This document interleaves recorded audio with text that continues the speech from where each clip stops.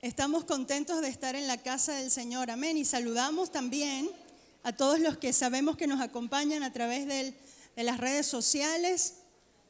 Pero les invitamos a asistir presencialmente a la casa del Señor, porque es bueno, es delicioso. Dice la Biblia, mirad cuán bueno y delicioso es habitar los hermanos juntos en armonía.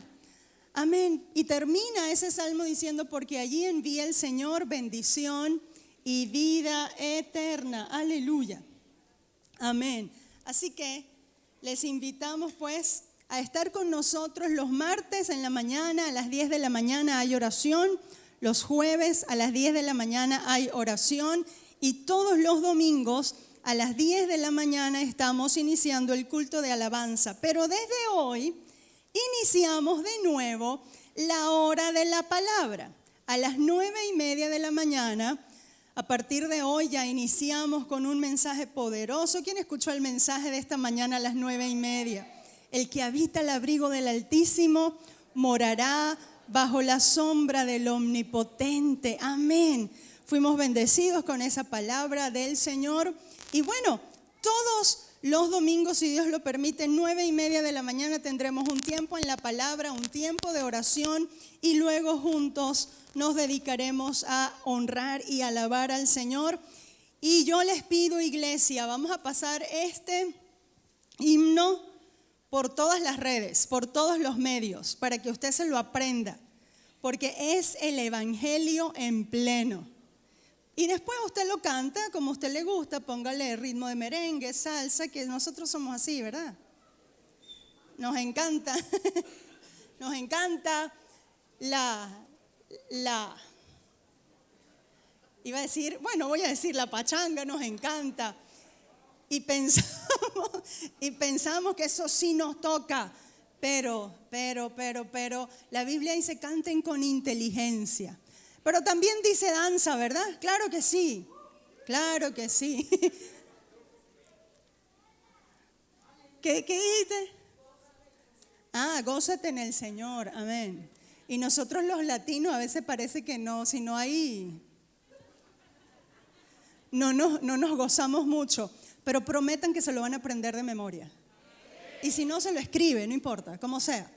Pero mire, es que se los voy a cantar hasta que, bueno, de aquí que nos inviten como una coral entera, porque es que cantamos tan bien ese himno. Amén, amén, amén.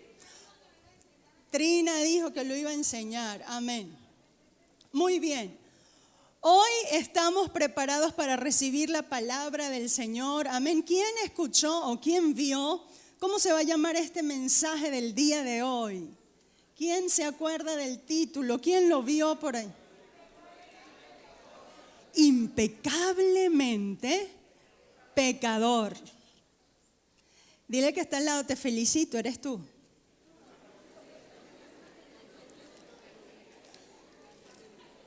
Impecablemente pecador. Muy bien, la historia que hoy nos ocupa está en Lucas, capítulo 18. Lucas, capítulo 18.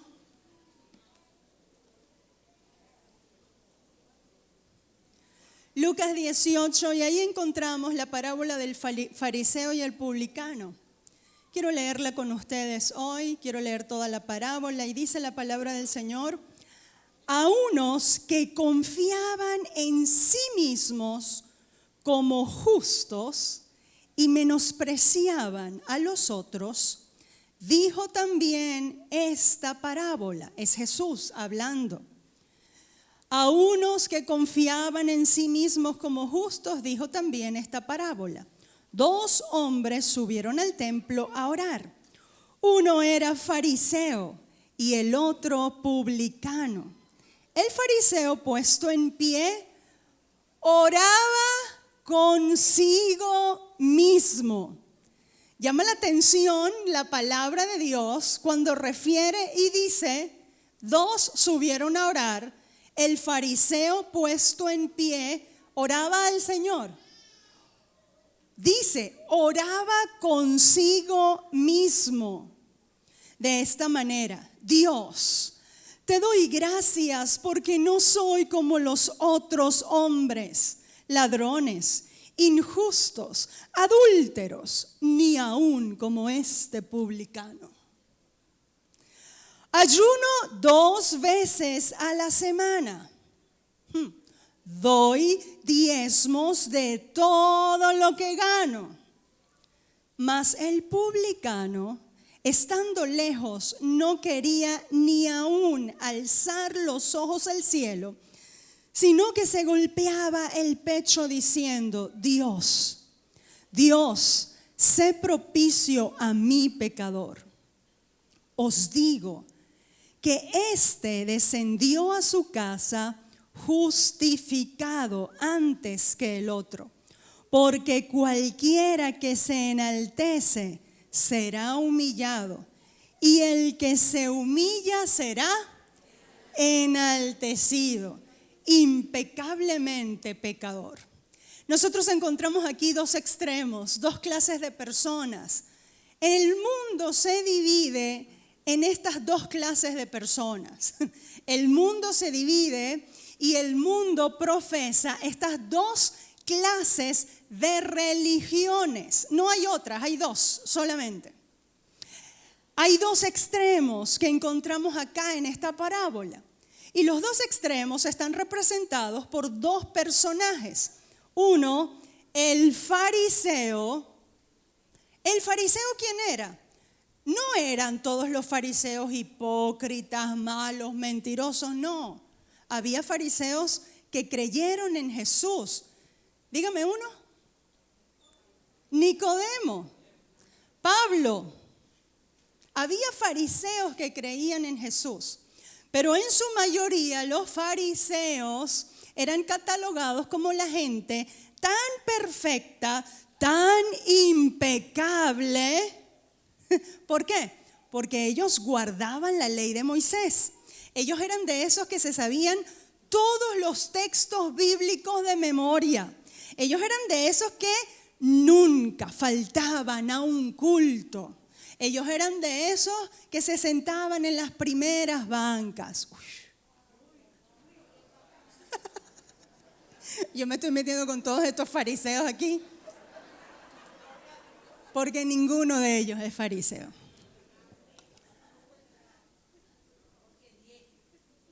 Pero puede haber fariseos también en la última banca. Ahora, el fariseo o los fariseos eran ese grupo de personas que ellos eran respetados por el pueblo. ¿Por qué? Porque eran guardadores de la ley. Era la gente ante la cual llevaban los casos para ser juzgados. Era la gente que sabía cómo y qué decía la palabra de Dios, Antiguo Testamento, la ley de Moisés. Y era la gente supuestamente que estaba recta o que era recta delante de los ojos de Dios. De manera que la otra persona que representa o que está en esta historia es el publicano. ¿Quiénes eran los publicanos? No todos los publicanos eran malos, pero la mayoría de ellos era la gente, o los publicanos, era la gente que cobraba impuestos. Y todo el mundo le huye al cobrador de impuestos. Todo el mundo le huye al Seniat.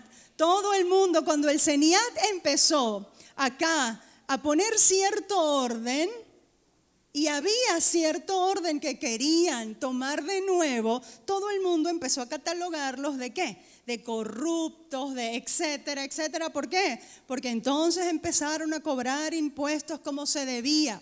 Yo no me voy a meter más allá, pero ellos intentaron, o algunos intentaron, y algunos hicieron algo bueno, pero nosotros aquí como estamos acostumbrados a no pagar impuestos de nada, y cuando nos vinieron a cobrar impuestos de todos, entonces empezamos ¿a qué?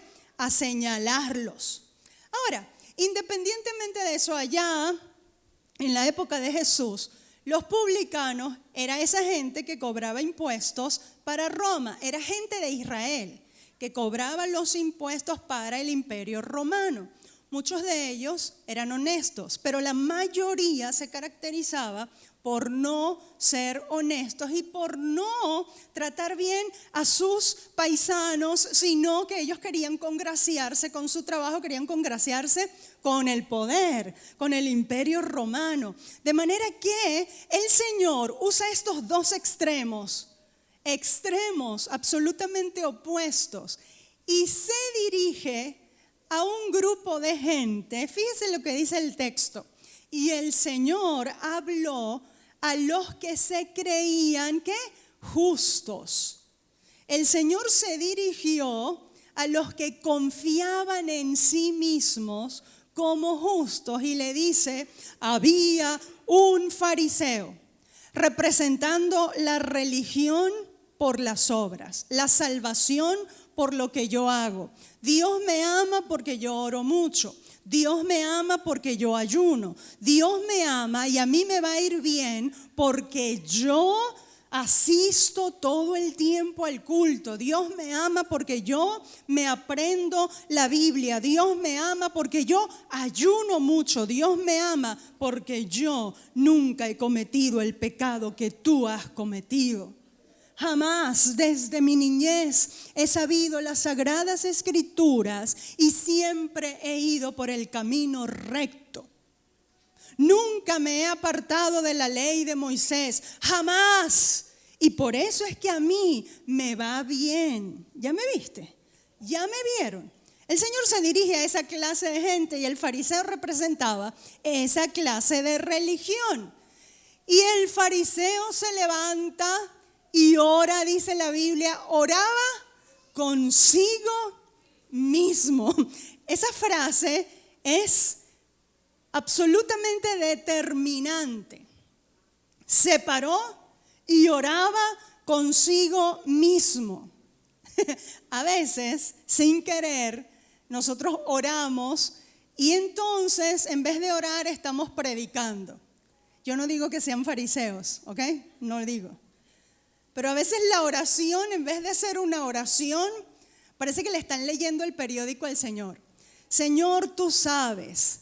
Señor, tú sabes. Y entonces se ponen a decir, tú sabes cómo está la situación de los niños en África que pasan mucha hambre, que nadie piensa en ellos, Señor. Y entonces en vez de hacer la petición, describen una serie de características. Señor, tú sabes, esa gente que viene a la iglesia, Padre, y todos se sientan adelante. Y ellos, Padre Celestial, mastican chicle. Tú sabes, Señor, todos los que se duermen en el mensaje, Padre Celestial. Tú conoces, Señor.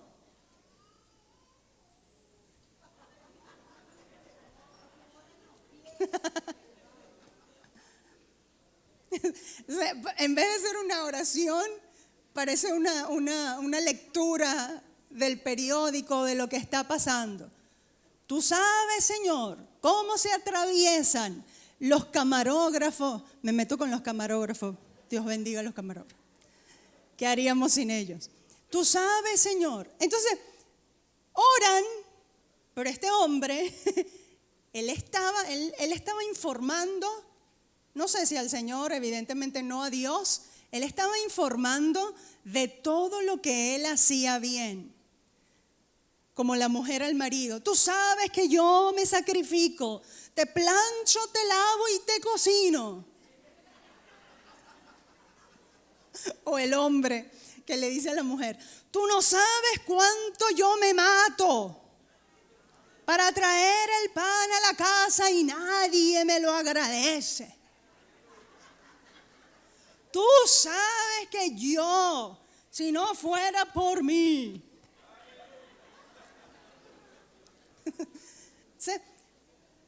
En ciertos aspectos de la vida, muchos tenemos algo de fariseo. Muchos tenemos algo de querer, ¿verdad? Hacer ver lo que nosotros hacemos. Todos pecamos de eso. Todos pecamos de eso. Todos, en algún momento se nos sale. ¿Por qué? Porque ese es el yo, esa es la naturaleza, de querer siempre resaltar lo bueno que yo soy, lo bueno que yo hago y tú no te das cuenta de lo que yo me sacrifico. Y a veces llegamos delante de Dios con esa misma actitud. A pesar de no tener quizás ese espíritu del fariseo hipócrita, a veces muy sinceramente nos acercamos al Señor a decirle: Señor, pero tú sabes que yo. Y la oración no es oración. La oración simplemente es una descarga de lo que yo hago. La oración, si bien tú puedes ir a quejarte delante del Señor, claro que sí. Pero tenga cuidado. No haga de su oración simplemente una lista de sus reconocimientos. Porque a veces no lo hacemos en público, a veces lo hacemos en privado. Y yo estoy segura de que muchos lo hacen en privado. Y entonces la oración nuestra no tiene efecto porque no llegamos ante el Señor con un espíritu para decirle: hágase tu voluntad y no la mía, sino que llegamos ante el Señor con un espíritu de víctima. Y yo les voy a decir algo: el espíritu de víctima no recibe bendición. El espíritu de víctima y del que siempre anda solamente pensando en lo que yo me sacrifico, yo hago, yo, eso no recibe bendición. En cambio, el Señor muestra otro camino. El Señor muestra el camino del publicano, de aquella persona que todos señalaban. Aquella persona que delante del pueblo era la peor. Aquella persona que delante del pueblo no cumplía la ley de Moisés como supuestamente debía ser cumplida. Aquella persona que eran los rechazados porque simplemente ellos sacaban al pueblo el dinero. O esa era la fama que tenían los publicanos. Pero el Señor, llama la atención, utiliza al peor o al más despreciado por el pueblo. ¿Para qué? Para marcar un punto importante, un punto que es crucial para la vida de todo cristiano. El publicano llega ante el Señor y fíjense que ambos fueron al templo a orar y se oraba en los atrios. En los atrios era el patio del templo, digámoslo así, donde se reunían. Ahora, el fariseo estaba más cerca de donde estaba la gente. Y el fariseo, para ver, aquí es: Señor, te doy gracias porque yo ayuno 2 veces a la semana. Señor, te doy gracias porque yo diezmo, ofrendo. Te doy gracias, lo peor, porque yo no soy ladrón, adúltero y yo no soy como este publicano. Eso es algo así como que yo me paro aquí y yo: Señor, gracias, porque yo no soy como esta. Préstame tú esta. Esta, que ahí está sentada, porque yo soy la que está aquí parada, predicando y dando la palabra. Es algo así. Eso era lo que él estaba haciendo. Porque yo, y me paré donde todo el mundo me viera. Ahora, el publicano estaba lejos, no estaba cerca de donde estaba la gente, pero él se acerca con otra actitud.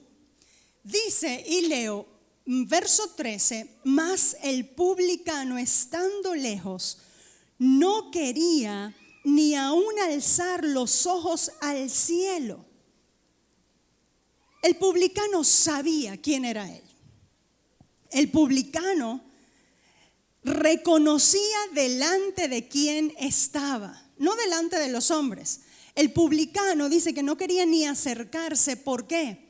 Porque él sabía que estaba delante del que es santo, santo, santo, del que es todopoderoso, del que todo lo ve y nada puede esconderse de su presencia. Y yo quiero decirlo otra vez. El publicano sabía que él se estaba acercando al que es santo, santo, santo. Al que todo lo ve. Diga conmigo, todo lo ve. Lo que estás pensando ahora, Él lo sabe. Cómo tú recibes la palabra, Él lo sabe. Cómo tú vienes y con qué actitud vienes a la iglesia, Él lo sabe. Cómo tú sales de aquí y qué es lo que vas a hacer, Él lo sabe. Y el publicano reconoce su condición y el publicano ante el Todopoderoso, ante el único que puede hacer algo por él, dice, Señor, dice, ni aún alzaba su cabeza, se golpeaba el pecho diciendo, yo sé, Señor, ten misericordia de mí, sé propicio, significa ten compasión de mí, mírame. Y esa es la actitud que Dios está buscando cuando tú vienes delante del Señor. Una actitud humilde, no golpes de pecho, porque cualquiera puede darse golpes de pecho. Simplemente el golpe de pecho ahí quiere hacer notar la actitud de humildad y la actitud que él tenía diferente del fariseo que se creía perfecto, la actitud de humildad delante del Dios que todo lo sabe, que todo lo puede, que todo lo conoce y del único que puede hacer algo por nosotros. Cada vez que nos acercamos a la presencia de Dios, cada vez que estamos y vamos a la presencia de Dios, cada vez que vienes a la casa de Dios, tienes que venir con la actitud de a quién vamos a adorar, a quién voy a rendir adoración, al que me conoce, al que te conoce. Y cuando yo sé que Él me conoce, no es que tengo que darme golpes de pecho, es que tengo que estar feliz porque sus ojos estuvieron sobre mí para revelarme el camino de la salvación y para traerme a su casa, para traerme a la casa de Dios y para que yo pudiera ofrecer alabanza y adoración al nombre que es sobre todo nombre. Mire, nosotros los venezolanos nos quejamos demasiado, incluyo mi persona en ese pecado, nos quejamos demasiado. Nosotros a veces teniendo estos lugares, teniendo facilidad de tener la palabra de Dios, teniendo la facilidad de predicar, teniendo la facilidad de poder reunirnos, de alabar, de decir gloria a Dios y aleluya como nos provoque. Porque pueden criticarte, pero no te pueden llevar preso. Gloria a Dios. O sea, tenemos que sentirnos agradecidos por la libertad. A veces los cristianos decimos que somos cristianos, pero no entendemos qué es ser cristiano y qué es ser iglesia de Jesucristo. Muchos se acercan a la iglesia, muchos vienen a la iglesia solamente para ver qué Dios me puede resolver. Pero no se trata, la iglesia no viene a la iglesia que eres tú, que es cuando estamos todos unidos, el templo del Espíritu Santo que eres tú, no viene a la iglesia solo para ver qué es lo que Dios me puede dar, o para sentirme chévere, o para tener paz, porque sí necesito un momento de paz. No, venimos a reunirnos para adorar al que vive, al que reina, al que está sentado en el trono.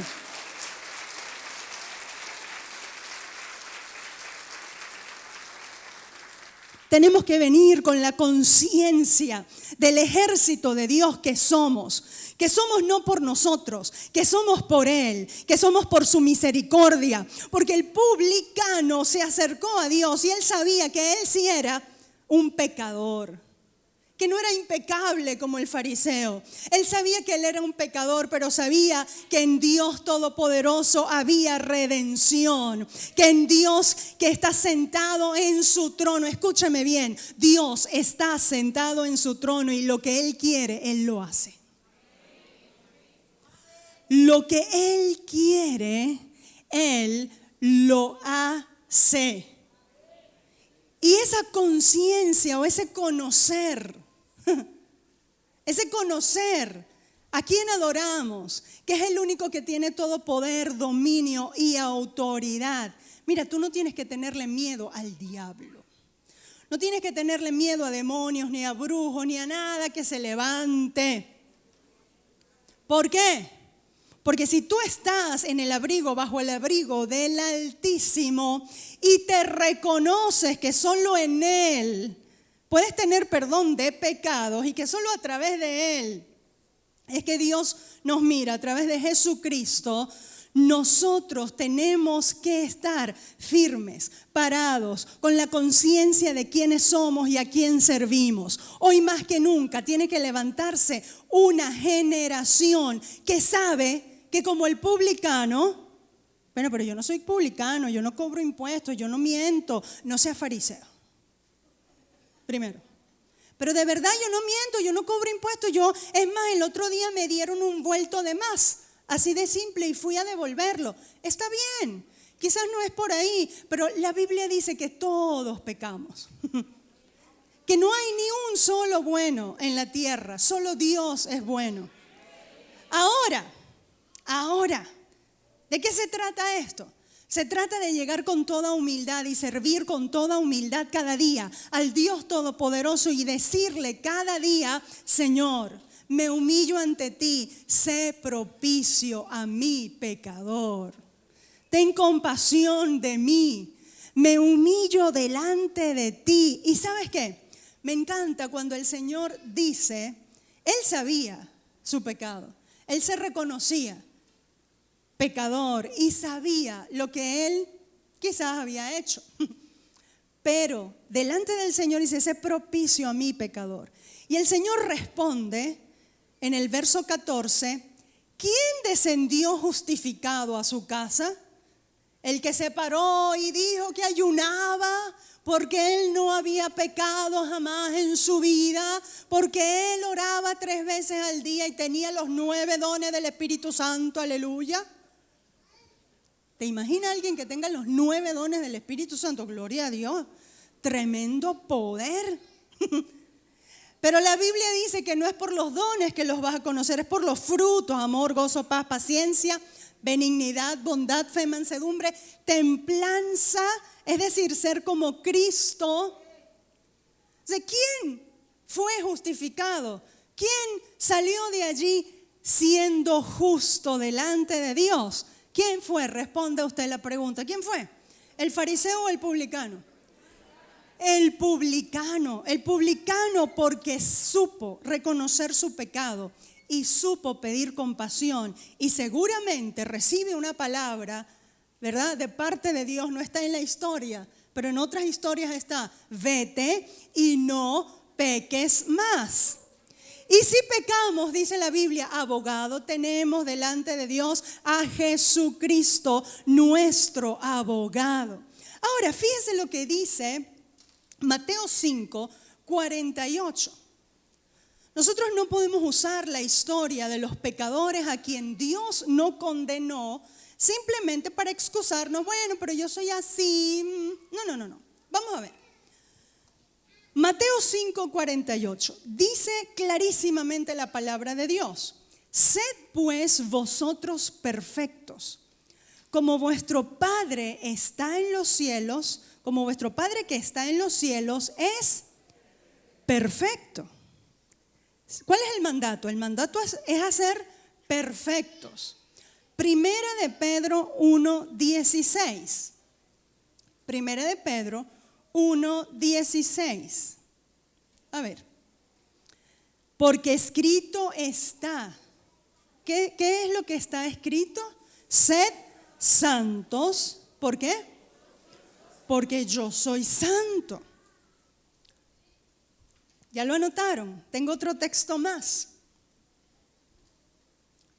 Fíjense que estos textos se parecen al fariseo. Perfecto, santo. A ver, Mateo 19, 24 al 26.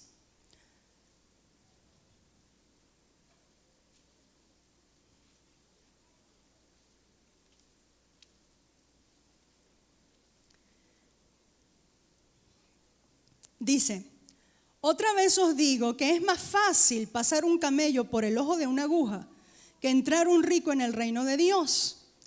Aquí está hablando del rico, el Señor se confrontó con el rico, deja todo lo que tienes, véndelo, pero el rico no pudo dejar sus riquezas. Ahora, el punto acá, y quiero que entiendan bien esto, no son las riquezas.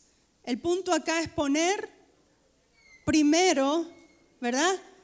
Primero su dinero, las riquezas, lo que él tenía antes que a Dios. Ahora, fíjense, sus discípulos oyendo esto y oyendo todo lo demás que ya leímos, porque antes en Mateo les había dicho, ustedes tienen que ser perfectos como su Padre es perfecto. ¿Me siguen hasta acá? Ahora, con todo esto, sus discípulos le dicen, bueno, sus discípulos oyendo esto se asombraron en gran manera, diciendo, ¿y quién podrá ser salvo entonces? Porque el joven rico dijo, yo cumplo todos los mandamientos, yo he cumplido la ley. Yo amo a Dios, yo casi soy perfecto, ¿qué tengo que hacer? Bueno, los discípulos dijeron, bueno, si ni este puede ser salvo, ni el fariseo puede ser salvo, entonces, ¿quién podrá ser salvo? Y mirándolos Jesús les dijo, ¿están leyendo conmigo? ¿Qué dice el texto? Para los hombres, ¿esto es qué? ¿Más qué? Usted se fija que nosotros sacamos solo este texto para los milagros. Pero esta frase fue dicha en contexto de salvar el alma. Los discípulos estaban diciendo, bueno, pero sí, si tenemos que ser perfectos, si tenemos que ser santos, y si este hombre es rico, y el fariseo, y bueno, ¿y entonces qué hacemos? ¿Quién podrá ser salvo? Y el Señor no le dice, bueno, si tú te portas bien, bueno, si tú vas a la iglesia, bueno, si tú crees en mí, ni siquiera le dice eso. ¿Qué le dice? Lo que para los hombres es imposible, mas para Dios todo es posible. Entonces, ¿qué quiere decir esto? Quiere decir esto que ninguno, por más bueno que sea, por lo mejor que haga, por 30 Padre Nuestros que reza y camine arrodillado toda Caracas y le dé sus bienes a todo el mundo y crea mucho en Cristo. Escúcheme, ninguno puede salvarse a sí mismo, porque este camino no depende de mí ni de ti. Este camino de la salvación es una obra únicamente que fue hecha por Jesucristo. De manera que podemos vivir confiados ¿en qué?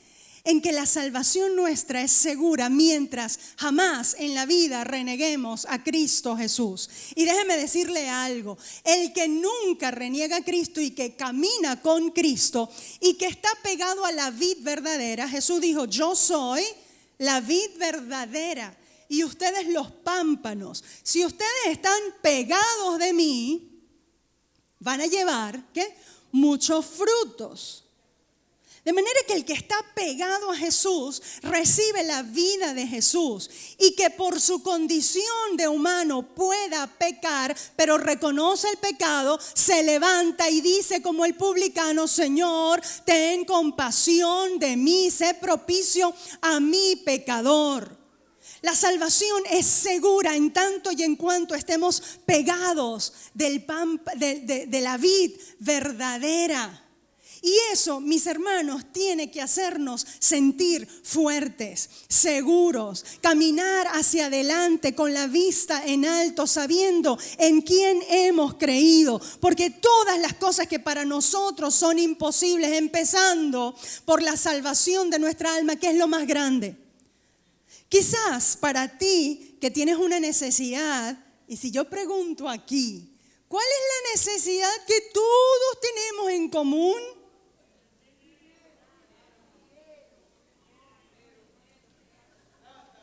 Plata. Eso es impelable. Todo el mundo tiene la misma necesidad. Plata. Llama la atención que nadie dice yo necesito más amor. ¿Verdad que nadie dice eso? Incluyéndome, todos. lo mismo, todos estamos. Ahora, si yo te digo a ti, para Dios no hay nada imposible, lo que tú estás esperando es un milagro financiero como yo también. ¿No me entiendes? Pero más grande que eso, y es lo que dice el texto de Mateo 19, más grande que eso es la salvación. Y si Dios hizo provisión y te abrió los ojos para que creas en Cristo Jesús como único y suficiente Salvador, escúchame, esto inicia con creer que Jesús es la única esperanza para tu vida. Esto inicia con creer que Jesús es el Señor del cielo y de la tierra y de todo lo que existe. Esto inicia con una conciencia de que cuando entregamos nuestras vidas a Jesús, nos convertimos en sus esclavos. Pero esa palabra a nosotros no nos gusta. Esclavos no.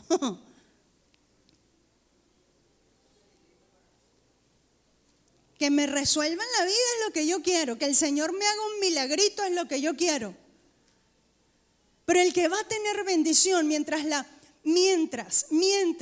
la época se ponga más difícil y el tiempo avance y se acerque más la venida de Cristo, usted sabe quién va a tener bendición. El que entienda, el que sepa, el que tenga la conciencia y camine de esa manera, que somos esclavos de Cristo Jesús, que nuestras vidas tienen que estar absolutamente rendidas a su perfecta y su santa voluntad, que hay que buscar primero su reino y su justicia y todas las cosas van a venir por añadidura. El que no se queje que hay que servirle, el que no se queje que tenemos que caminar como Él estuvo. Dice la palabra de Dios que el diablo huirá de nosotros. Pero ¿cuándo va a huir el diablo de nosotros? ¿Quién me lo responde? Sométanse. Sométanse a Dios. Resistan al diablo. No solo resistan al diablo, dice sométete a Dios. Sométete. Sométete, no, sométete tú. Bueno, yo recibiré la liberación del Señor. El que se somete recibirá la liberación del Señor.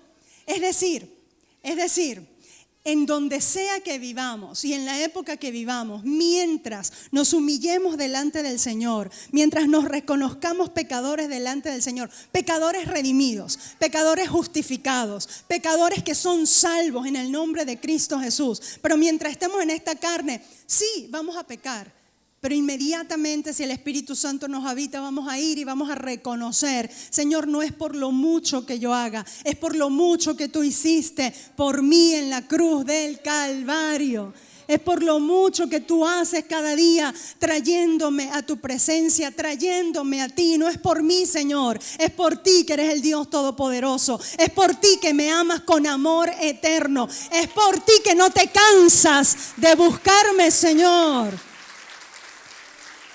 El Señor no se cansa de buscarte. El Señor no se cansa de atraerte con cuerdas de amor. El Señor no se cansa de mirarte día y noche y decirte, vamos adelante que sí puedes, en el nombre que es sobre todo nombre. El Señor no se cansa de tus fracasos. El Señor no se cansa de tus no puedo. Nos cansamos nosotros. Pensamos que ya no la hacemos más. Pensamos que ya se acabó todo, pero en el nombre que es sobre todo nombre, nos humillamos delante del Señor y le decimos, es por ti, Señor, es por tu gracia, Señor, es por lo que tú hiciste, Señor, no es por lo que yo soy, Padre, es por lo que tú eres. ¿Quién da gracias a Dios conmigo? ¿Quién le dice, Señor, gracias? Gracias, Padre celestial.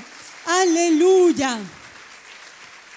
El que vive con un corazón humilde, termina la parábola diciendo, porque cualquiera que se enaltece será humillado, pero el que se humilla no es la alfombra por donde todo el mundo pasa. Cuidado con eso. El que se humilla delante de Dios. El que sabe que nos necesitamos unos a otros. Porque tú y yo, lavados con la sangre de Jesucristo, somos cuerpo de Cristo y nos necesitamos. Pero eso no quiere decir que tú vas a abusar de mí o yo voy a abusar de ti. Eso no quiere decir que un esposo, porque la Biblia dice, escúchenme muy bien, porque la Biblia dice que el hombre es cabeza del hogar y tú te tienes que sujetar a mí. Sí, pero la Biblia dice que el esposo tiene que amar a la esposa como ¿qué? Como Cristo amó a la iglesia y se entregó a sí mismo por ella. Y si nosotros nos ponemos a analizar esa frase y nos ponemos a analizar eso, mira, Cristo, a pesar de mis errores, Él me sigue amando y me sigue dando provisión, porque hasta ahora, con todo y mis desvíos, y dígame usted si usted no es así, el Señor siempre me levanta y me busca. Y el Señor va y me recoge. El Señor va y me da. Y no importa si yo no le lavo, le plancho y le cocino, pero el Señor, ¿está entendiendo, esposo?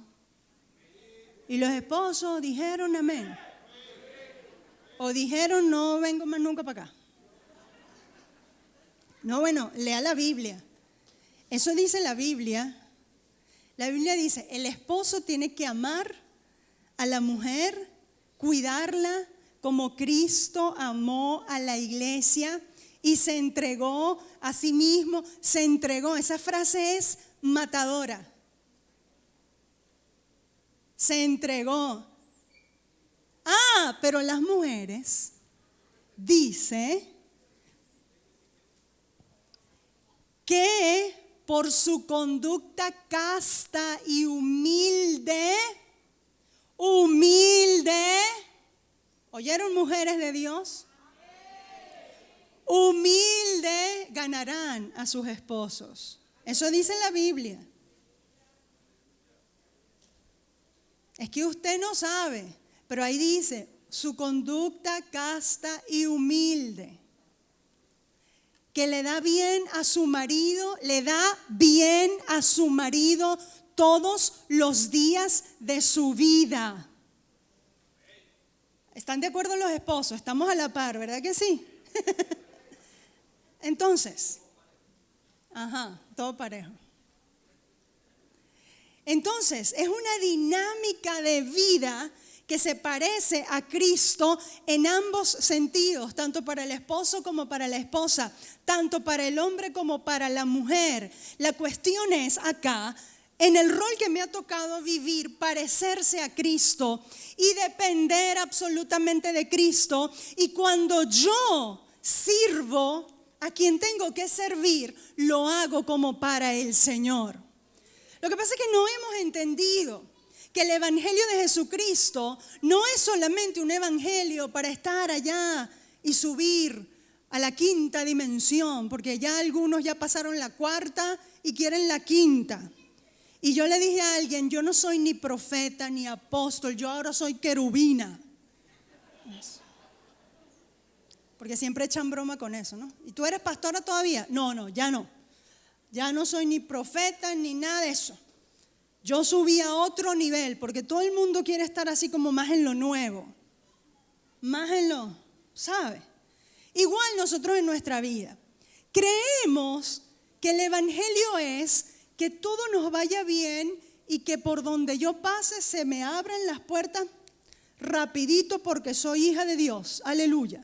No, el evangelio es servicio.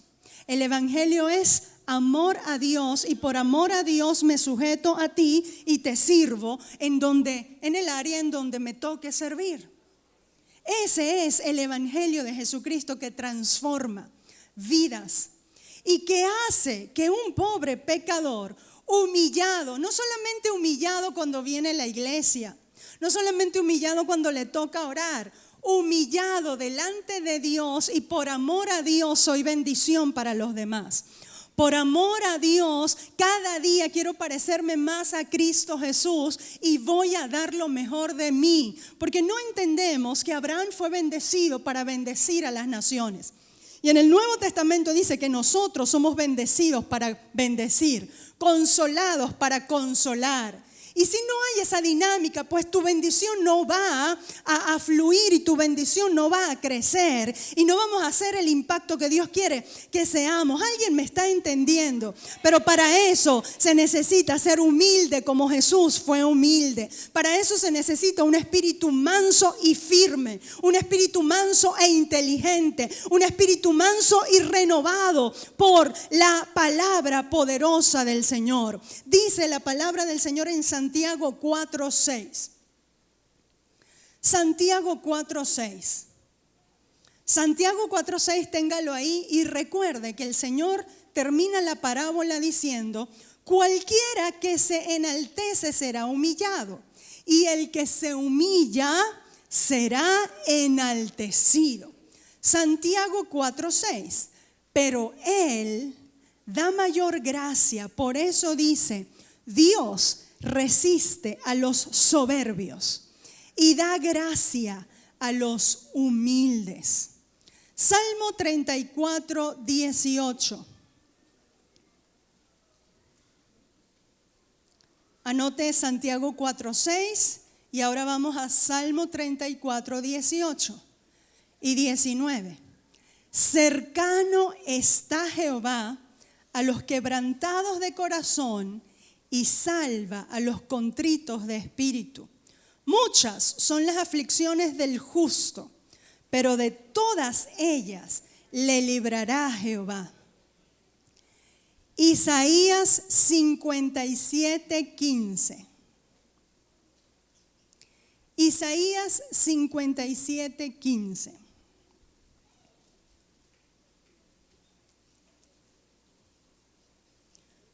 Porque así dijo el alto y el sublime, el que habita la eternidad y cuyo nombre es el Santo.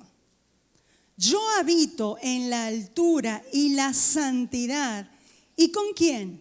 Con el quebrantado y humilde de espíritu, para hacer vivir el espíritu de los humildes y para vivificar, para dar vida, para dar alegría, para traer la vida de Dios a tu vida, para dar vida abundante a los de corazón quebrantados. Los que confían en sí mismos no recibirán bendición, pero los que confiamos en el eterno Dios Todopoderoso y nos humillamos delante de Él y servimos como Él serviría a sus semejantes, esos alcanzarán vida, bendición y misericordia.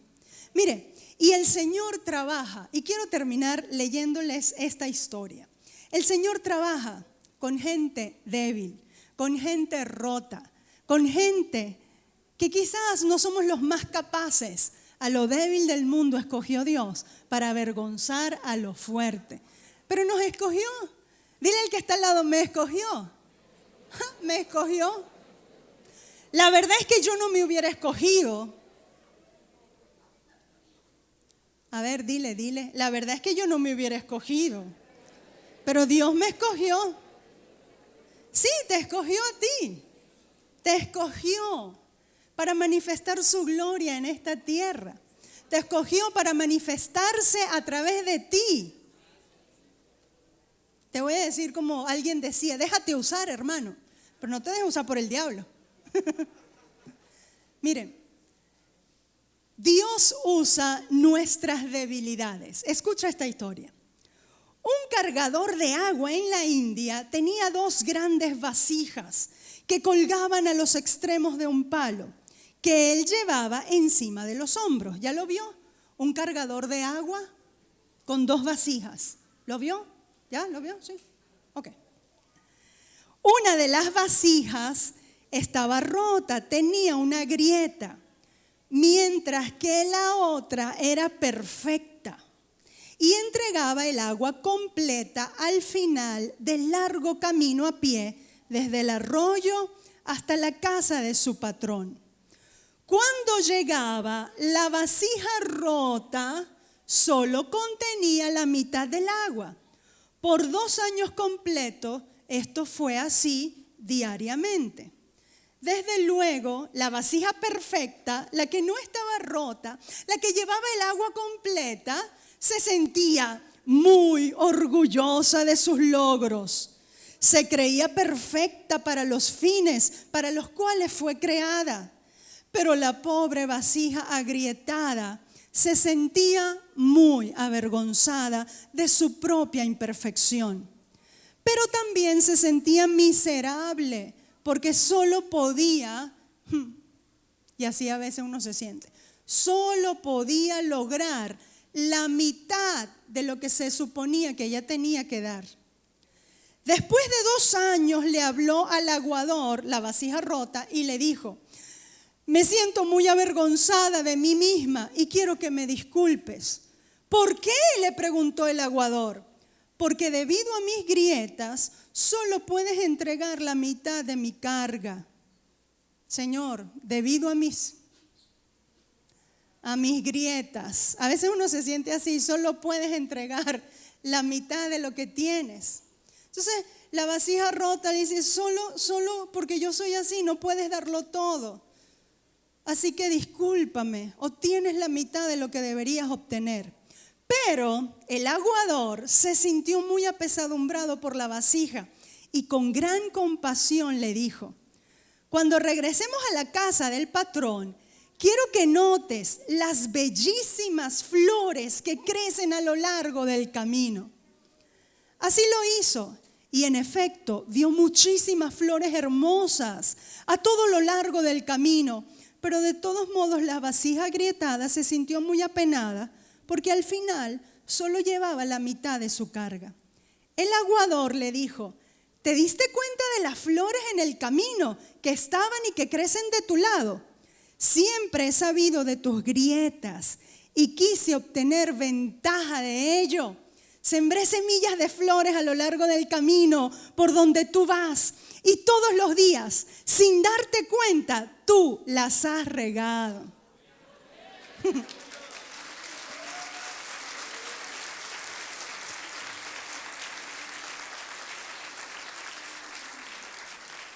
Por 2 años he podido recoger estas flores hermosas para decorar el altar de mi maestro. Debido a cómo eres, mi maestro ha tenido esas bellísimas flores en su mesa. En la vida de cada persona hay grietas. Estas son nuestras debilidades, limitaciones. Poseer limitaciones o debilidades no debe avergonzarnos, ni hacernos sentir inferiores. Por el contrario, tus limitaciones, tus debilidades pueden impulsar y deben impulsarnos a confiar más en Dios y a permitir que Él use nuestras vidas. Amén. Dios te ha usado con esas debilidades, con esas grietas. Ponte de pie y dale la gloria. Dile: Señor, gracias, gracias. Gracias, Señor. ¿Quién da gracias al Señor? Gracias, Padre Celestial, porque nos has mirado, nos has amado.